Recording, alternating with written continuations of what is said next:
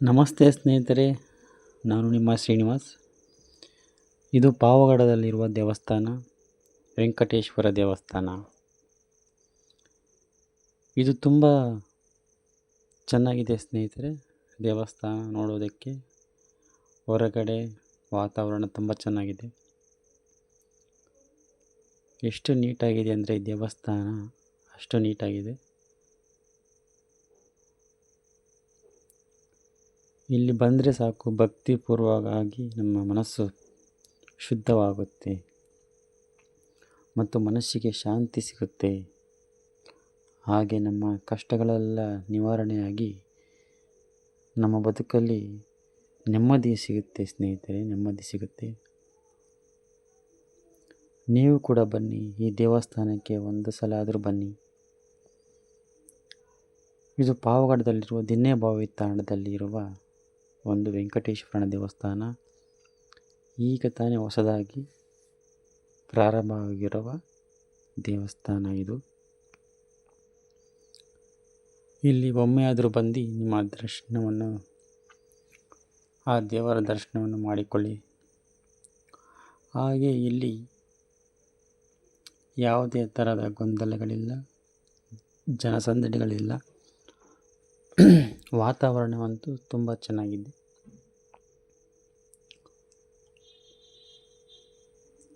ಇದು ಗರುಡಗಂಬ. ಇದು ದೇವಸ್ಥಾನದ ಮುಂದೆಗಡೆ ಬೆಳ್ಳಿ ತಾಮ್ರದಿಂದ ಮಾಡಿದಂಥ ಗರುಡಗಂಬ.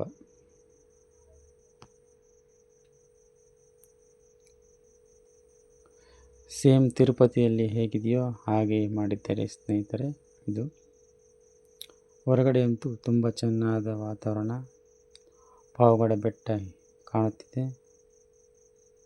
ತುಂಬ ಅದ್ಭುತವಾಗಿ ಕಾಣುತ್ತಿದೆ. ಇದು ಮೈನ್ ಗೇಟ್, ಈಗ ನೋಡುತ್ತಿರುವುದು ಮೈನ್ ಗೇಟ್.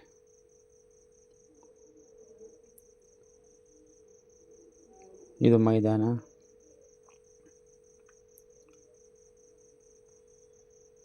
ನೋಡಿ ಸ್ನೇಹಿತರೆ, ಎಷ್ಟು ಚಂದವಾದ ವಾತಾವರಣವಿದೆ.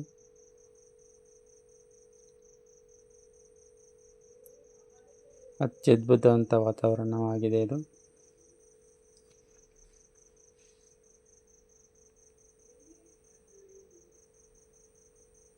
ನೀವು ಒಮ್ಮೆಯಾದರೂ ಬಂದು ಇಲ್ಲಿ ಭೇಟಿ ಕೊಡಿ ಸ್ನೇಹಿತರೆ, ಭೇಟಿ ಕೊಡಿ.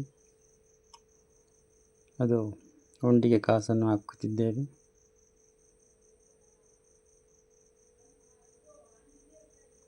ಒಂದು ಭಕ್ತಿಪೂರ್ವವಾದಂಥ ದೇವಸ್ಥಾನ ಸ್ನೇಹಿತರೆ. ಇದು ಮನಸ್ಸು ಶಾಂತವಾಗಿ, ತುಂಬ ನೋವಿದ್ರೂ ದೂರ ಸರಿಯುತ್ತೆ ಸ್ನೇಹಿತರೆ.